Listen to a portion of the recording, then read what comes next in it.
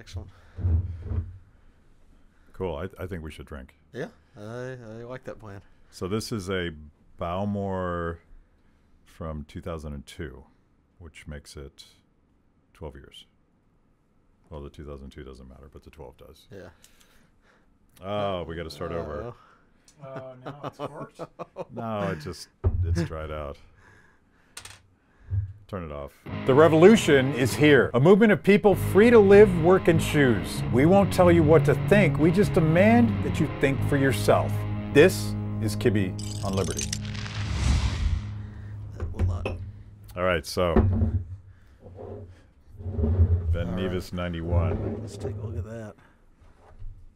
I can't tell you anything Cast about strength, okay? it.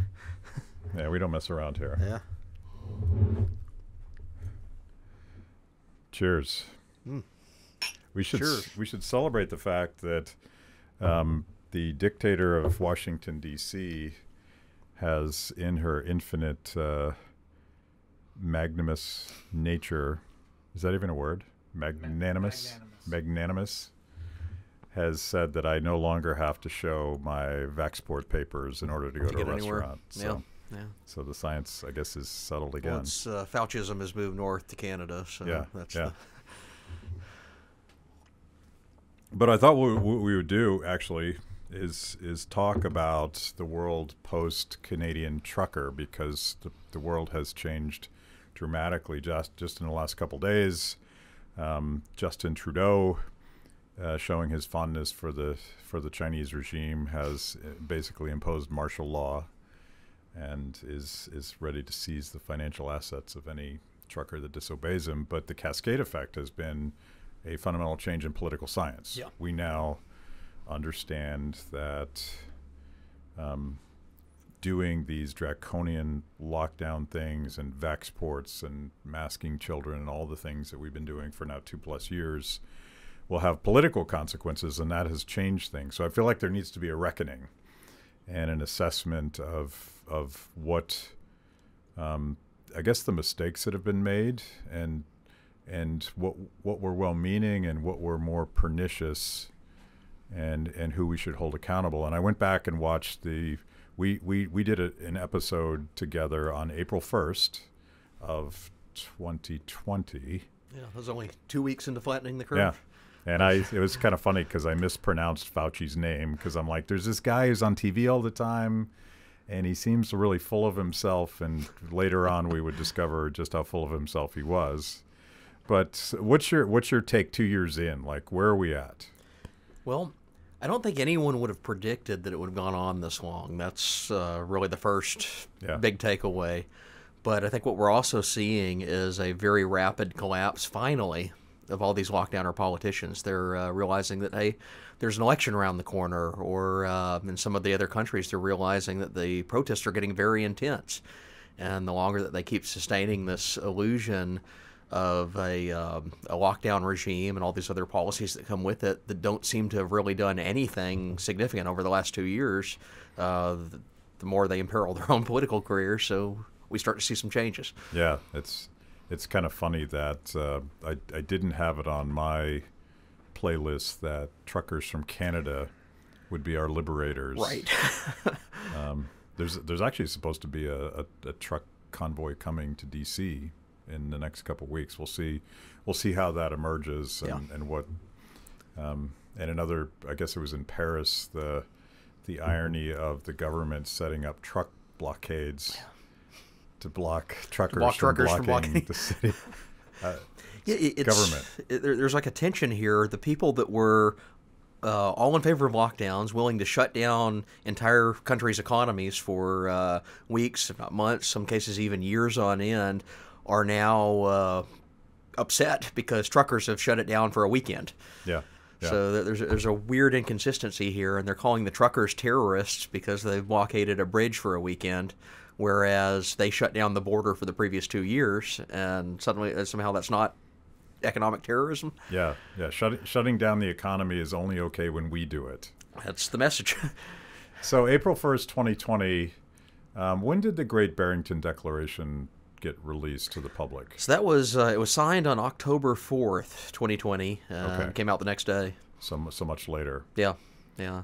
And a lot of your work and the work at AIER in the last couple months or so have been trying to discover the conspiracy that Fauci and his cohorts engineered to smear the signers of the Great Barrington Declaration. That is exactly it. Tell the story. Yeah. This is insane. Yeah.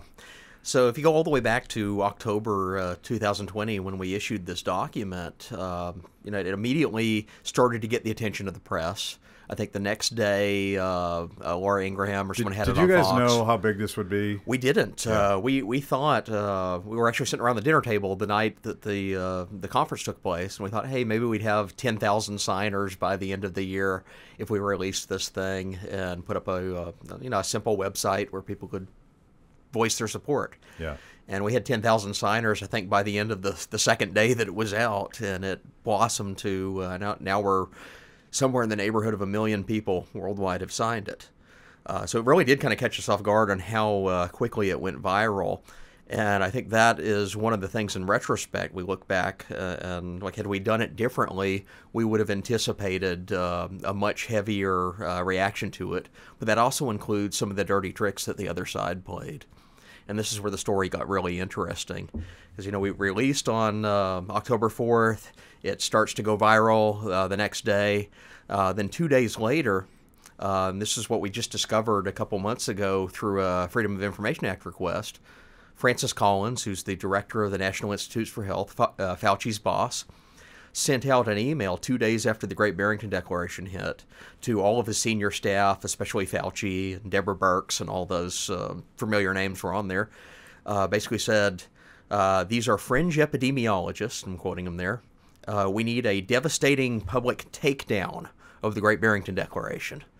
So it's basically like a command coming from on high in the NIH. These supposed follow the scientist experts were saying, no, we need a political takedown of this document that's challenging our push for a lockdown regime. So let's focus on fringe epidemiologists first. The phraseology is fascinating because the credentials of the three signers are about as top tier. Whatever the standard is, yeah, they're the best. Yeah, they are. So the three core signers, it's Martin Kulldorff, Jay Bhattacharya, and Sunetra Gupta. They're all well-regarded, well-known epidemiologists, scientists that work on infectious disease. And these are people that have tens of thousands of medical citations to their names. They taught at top universities, so Harvard, Stanford, and Oxford are represented in that group. And immediately after that, they started to pick up some other scientists from other universities that joined on with the effort. And this was noticed by Francis Collins, who he's saying, we need to take down the fringe epidemiologists. They even have a Nobel Prize winner, Michael Levitt, who has signed on to the agreement. But they're fringe epidemiologists. Yeah.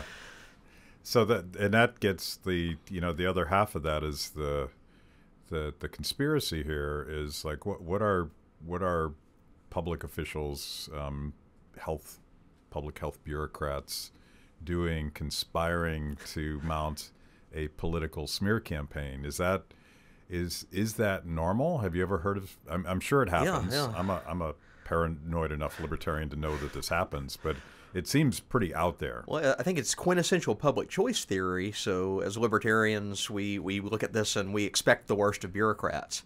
But this high school civics class version of bureaucrats is they're these selfless, public-minded officials that are just trying to do what's best for the country. And Fauci has really presented himself as that. He goes on TV and says, if you attack me, you're attacking the science. I'm just an administrator. I'm not playing the political game. But what the emails reveal and what Fauci's other behavior reveals is he's actually kind of like this J. Edgar Hoover-style bureaucrat that's at the top of this agency and is working behind the scenes constantly on manipulating the media, on trying to change the narrative around whatever policy he happens to be advancing, on really trying to shape the science rather than follow the science. So he's and this comes straight out of the emails. What you see in his response is here's a guy that's not just an administrator of this agency. By the way, the agency is a multi-billion-dollar scientific funder, so they have a finger in that game as well. Yeah, yeah. And on top of it, here he's trying to set the tone for what scientists should say, what the only approved message out of the U.S. government should be, and everyone else is fringe or discredited. And you ask the question, like, the guy that controls billions of dollars of funding is also saying there's only one way to look at the science, and what do you think everyone in all these universities that depend on the NIH for funding are going to do? They aren't going to dare question Fauci, because that means that their funding gets cut off. Yeah. He's like a perfect storm. I don't really consider him a scientist. He's been in the government since he got out of school, but he's clearly a very skilled apparatchik. Yeah, and yeah. he's climbed the ladder. But he's also like a tremendous influencer. When you go to whatever his homepage is at NANID, there's like the best of Fauci. Right. You can see all of his awards. You can see his media hits, and it's basically a PR firm. Yeah. This is supposedly about preventing infectious disease, but it's a PR shop. Yeah. He's a quintessential narcissist, and I think that's really come through over the last 2 years. We see him on TV all the time, but he's camera hungry. And this is what Scott Atlas pointed out. When Scott Atlas came in the Trump administration as the person to be the other voice to challenge some of the lockdown, he noticed right away after some of the first meetings that he would bring in scientific papers and say, here's the latest study that shows this mutation in COVID or shows lockdowns aren't working, and he'd present them before the panel. And Fauci would have no interest in that. There's even an anecdote in his book where Fauci keeps mispronouncing some medical term that he was referring to in this high-end article when they're trying to diagnose the disease. And what it really comes down to, and Atlas said this, and we saw it firsthand in the email releases, Fauci doesn't actually study the science. What he does is he aggregates talking points of things that he wants to pitch to the media in any given day. And this is where it gets really insidious. Those talking points often come from the media itself. Yeah. So in response to the Great Barrington Declaration, he didn't go out and read a bunch of papers, scientific papers, that challenged this view being put forth by Kulldorff and Gupta and Bhattacharya. He actually went to Wired magazine, and they had just run an article attacking the Great Barrington Declaration. And this article is actually like one of the most boneheaded commentaries I've seen of the entire pandemic. The Wired magazine article says, why is the Great Barrington Declaration talking about lockdowns? Those are in the past. Those are behind us. We aren't going back into lockdown again. And this is October 2020.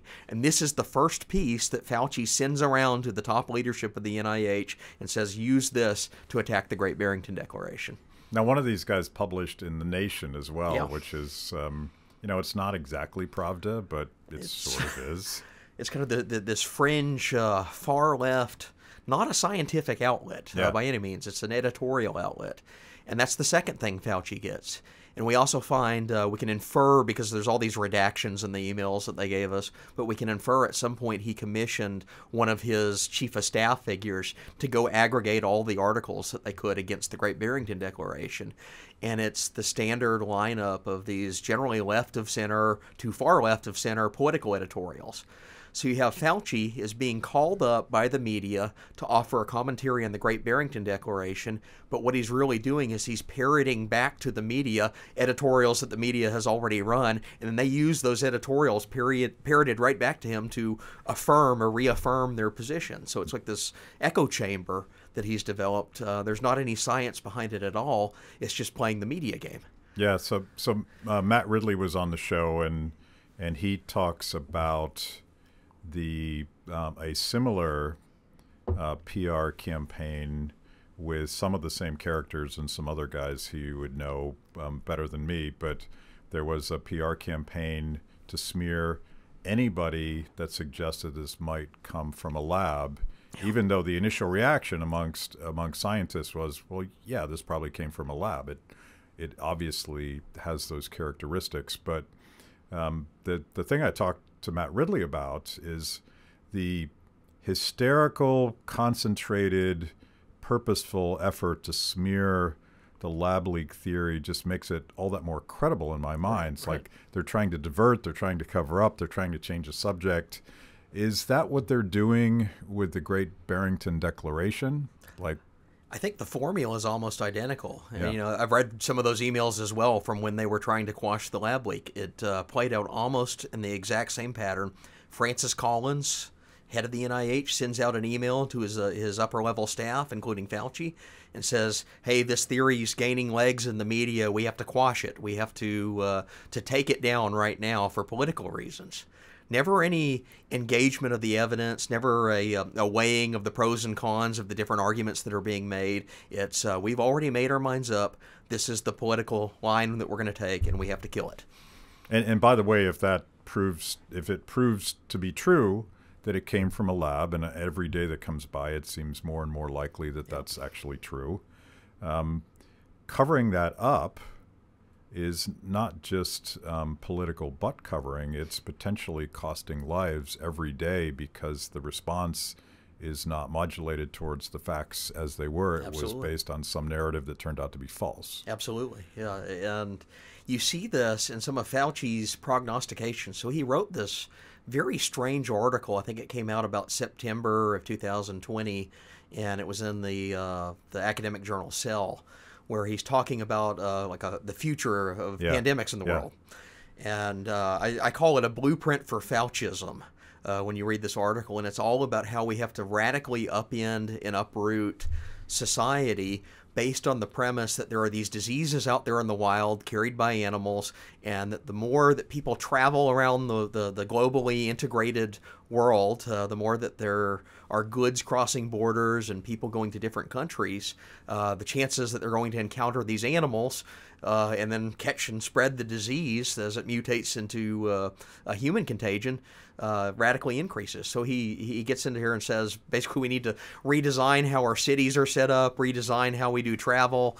It's this radical overhaul of human society, but it's premised on this disease being something that comes out of nature that we could just stumble across at any given point. Turns out if that's not the case at all, if this is actually a human error, a human accident, someone was not careful in a lab in China and they walked out and passed this virus to the general public, that's a very different set of responses we should have to it than upending every aspect of our globally integrated economy to basically ward off against future pandemics. Yeah, this article in Cell, and I forget the name of it, it's got a fairly nondescript title, but that the paragraphs you're describing sort of inspired me to go back and reread Hayek's Counter-Revolution of Science. Absolutely. And it was Scientism, one in the sense that Fauci, what is he? Is he a virologist? What would you call him? His background is in allergens. It's okay. And he works in various diseases, but his vision for the future goes way far afield of whatever his supposed scientific expertise is, and gets very much into reimagining society. He actually uses the phrase "bend modernity." Absolutely. It reminded me very much of the original socialists who blended sort of a fetishizing of science with applying that to politics and human action and all of that. And this, there's this guy named Henry de Saint-Simon, who is supposedly he's the father of scientism, but he's also the founding father of the word socialism as well.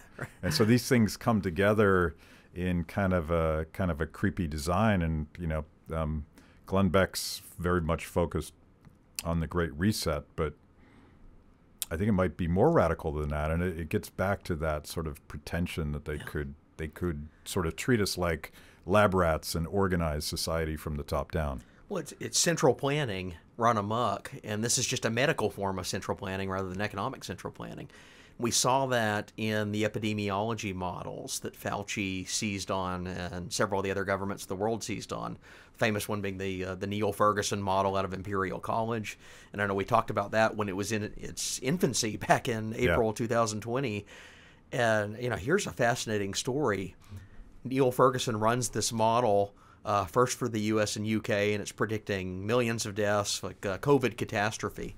And this isn't aggregated deaths over multiple years. This is supposed to peak in like July 2020. So very rapid acceleration of deaths, and I think the model only ran for a year after, so we're long past that. He expands the model to, I think it was almost 200 different countries. So about 10 days after the first model came out, they released a second paper that listed all their projections of deaths for every country on Earth. Yeah. And I did an analysis of it 1 year later, the 1 year anniversary, to see how it held up. And of the three main models that they ran, 2 of the 3 had overshot all 200 or so countries. Every single country on Earth was below the threshold that they had predicted. And the only model that actually was surpassed, their death projections were surpassed, was this radical China-style 75% lockdown held in place for a year until a vaccine comes in place. So it's like welding people in their apartment style model. And it failed in, I think, like 180 out of 200 countries. They still failed in their estimates on that. So it's a disastrous performance based on this model that was a quintessential central plan. I mean, here's a guy that based his whole idea for how to study epidemiology on playing SimCity in 1996. Yeah, yeah. So as the central planner, the guy that's dragging the buildings around and telling the Sims where they have to live, this is the whole mentality that was brought to bear in the pandemic. And it's not economic central planning in the sense of the old Soviet-style bureaucrat that's allocating components of production, but it is epidemiological central planning in the sense that you pull this lever at this moment and it's going to change the course of the disease. You enact this lockdown or this intervention or this mask mandate at a certain point and it's going to alter the course of the pandemic. And the whole thinking is that we bring it under control by just doing the things in the instruction manual of the central planner. Well, it turns out they try all these things and none of them have delivered anything near where they were promising. You know, one thing that's telling, going back to this notion of scientism, and you might have pointed this out to me first, but when you go to Neil Ferguson's Wikipedia page, it says epidemiologist, yeah. But when you look at his degree, he is a physicist. Right. His PhD is in physics. It's not in public health or epidemiology or anything else. And his model very much treats human actors as if they're particles. Yeah. To be manipulated, and that there's no human agency here. Yeah. And there's no adjusting in the model either to account for how behavioral responses occur to these policies he's advocated. And it's a really weird form of credentialism that's played because he's treated as this top epidemiologist, this top disease modeler, although every single disease he's attempted to model, like the projections have been way off. Here's a guy that's never gotten a single prediction right in his entire career, and he's only ascended in prestige as a result of that. And yet, you ask other people, you know, there was an interview actually that Ferguson gave where they asked him, what's the highest level of biology that you have taken? And he answered the UK's equivalent of a high school biology class. Yeah. So I'm sitting here thinking, I've taken as much biology as this guy. I'm sure he's very well versed in physics. That's what he studied and trained under. And he seems to know some degree of computer programming. But this notion that he's like this medical expert, the sage that can speak from on high and tell us exactly what to do, is entirely media created. And yet he's as you said, he's ascended in credibility. And I'll have to ask you to speculate, but I wonder why it is, you know, based on your own research, he has been hysterically overwrought and wrong every time some new virus emerges as potentially the big one. This one, I think, turns out to be more difficult than any of us anticipated, sure. Probably because it has been manipulated. Yeah. But he's still like orders of magnitude wrong about this. So how does a guy always wrong get more and more credibility every time he fails? Is this a public choice story? I think it is. He's telling the press the catastrophe story they want to hear. It's the same phenomenon you see whenever there's a hurricane on the Gulf Coast or a hurricane coming toward Florida. All the news media descends on the city where it's supposed to hit, and they end up taking pictures of like some boat floating by out in the ocean. And I'm not saying downplay hurricanes, but they induce panic. Yeah. They induce mass panic, and millions of people that don't need to evacuate end up evacuating because you have the camera guy down there on the shore showing how bad the storm is, and basically pleading like an alarmist disaster movie story about this thing that's bearing down on us. Well, the same thing plays out in pandemics. The media likes the million death toll projections coming out of people like Neil Ferguson. Anyone that's saying, wait a minute, we should step back and look at the evidence, maybe exercise greater caution before we make these bold policy decisions, that's just not a sexy story. Yeah. And by the way, there's a sort of a political ecosystem. I call it the pandemic industrial complex. Absolutely. And that, panic is not the end. The end is the cash that flows. Mm-hmm. And we have seen money flow like I don't know what the historical precedent would be. Maybe World War II. Yeah. Nothing like this before. But we declared war on COVID. And we lost. Yep. But not before we spent trillions and trillions of dollars just in the United States. And so much of that flows to the public health community, the nonprofits, and obviously the government is spending most of that money on themselves. It's a lucrative business model if you're on the inside. That is absolutely the case. You want to take like a Niskanen budget maximizing bureaucrat model, core concept out of public choice theory. It says bureaucrats are in it for themselves. What are they trying to do? They're trying to grow their agency and make their job more secure. Nothing has come along for the public health profession that's been better than a crisis to grow its agency, to grow its presence in the public sphere, to justify expanding its budget. Because obviously, if there's a pandemic, we need to spend money on this to fix it. That's the planner's mentality. And I've not seen a single epidemiologist or public health official that's working in this sphere decline money that's come about because of the COVID crisis. So we now have this new infrastructure, this pandemic Absolutely. Infrastructure. All of the contact tracing is one tiny part of it, but the moment they announce that, I'm like, what's going to happen when all of those people whose job it is to follow me around, they're not going to go away. No, they'll reinvent themselves. And they're going to build databases, and they're going to build technology, and none of that goes away. But perhaps a more draconian implication, going back to Justin Trudeau, he declared new emergency powers. Yeah. Which were intended for acts of war. Right. He renamed it. It used to be called something. The War Measures Act. The War Measures historical, Act. Yeah. But he now has apparently unilateral ability to seize people's bank accounts. Yeah. Yeah. And there's one place I know where that happens all the time, and that's in China. Exactly. Based on your social credit score. If you don't behave like a good citizen, their ultimate enforcement tool is to freeze your bank account. And so you can't buy food, you can't feed your family. What a great way to get people to fall in line. Yeah. It's just like the vaccine passports. If you don't have this, you lose your job. It's attacking people in their livelihood. And that war measures provisions that he's enacting, it's only been enacted 4 times in Canadian history. 2 of them were the World Wars.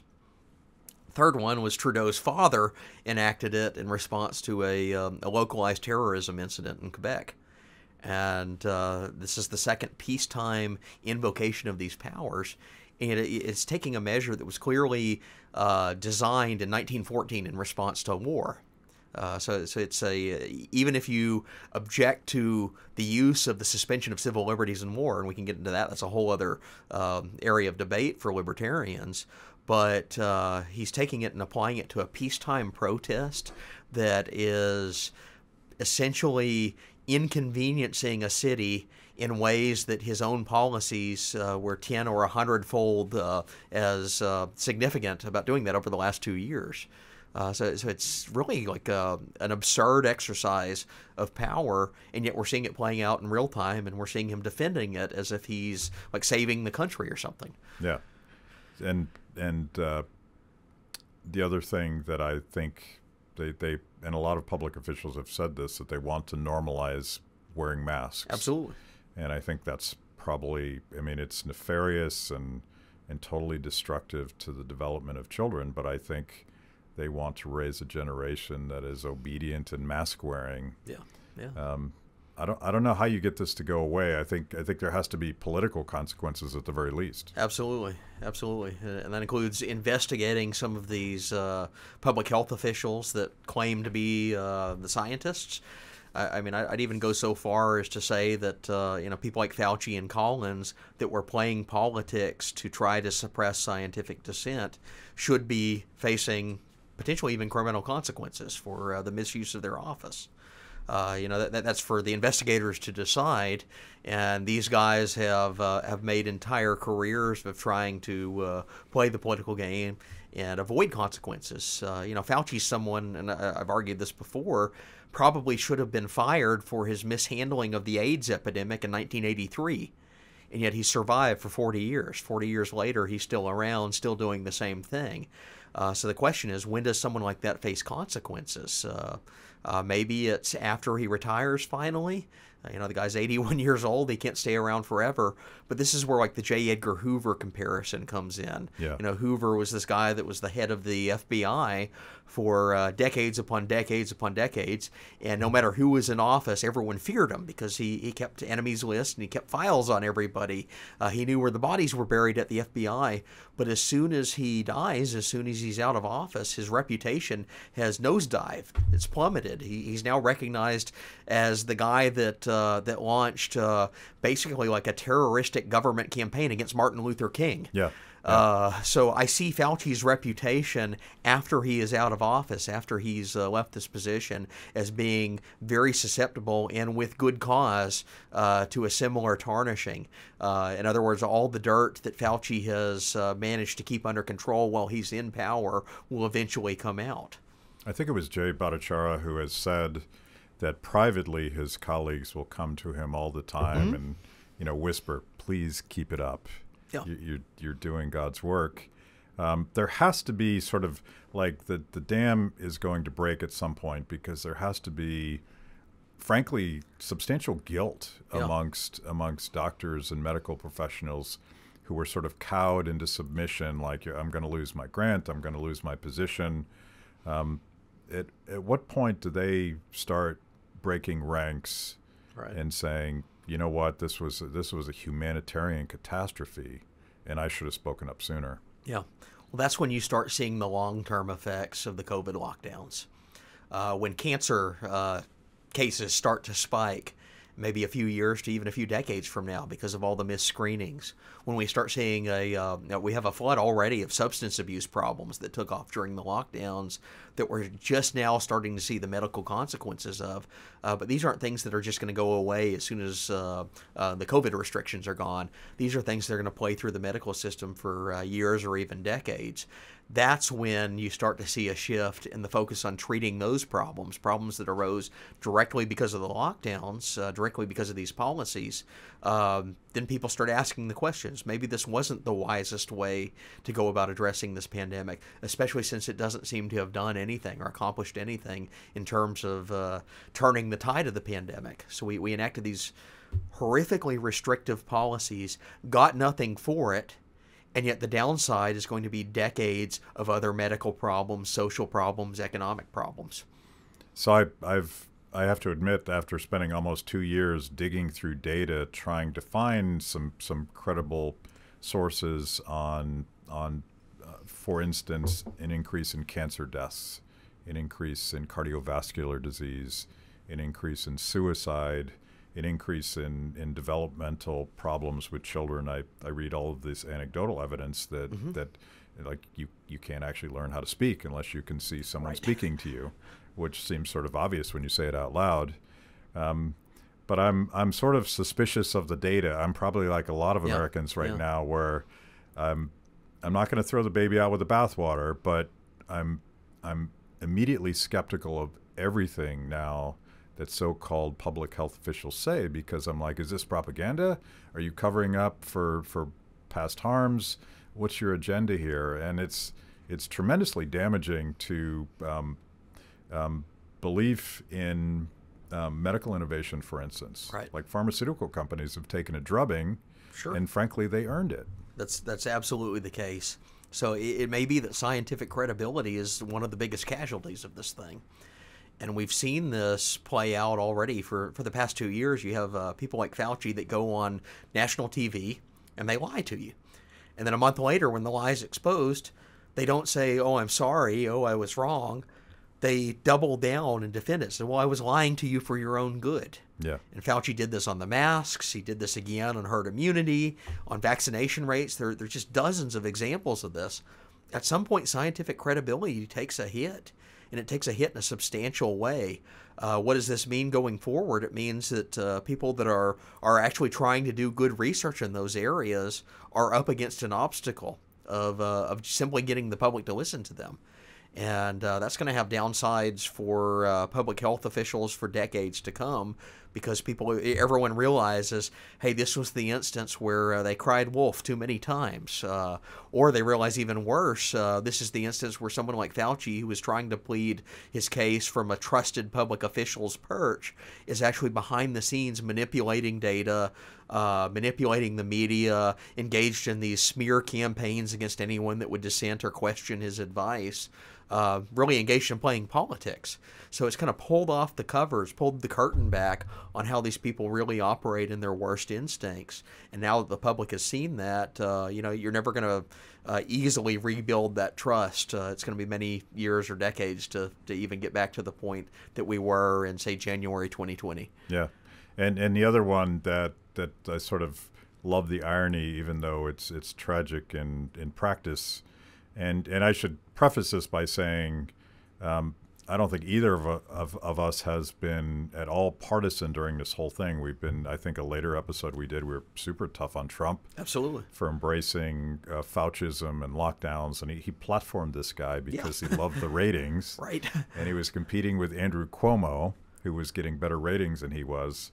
That said, the ultimate irony in this is the progressive left's embrace of a kind of classism that has made the rich richer. Yeah. And the laptop class has remained locked down, and they absolutely expect the Uber guy to show up with their food every night. Yeah, wearing a mask.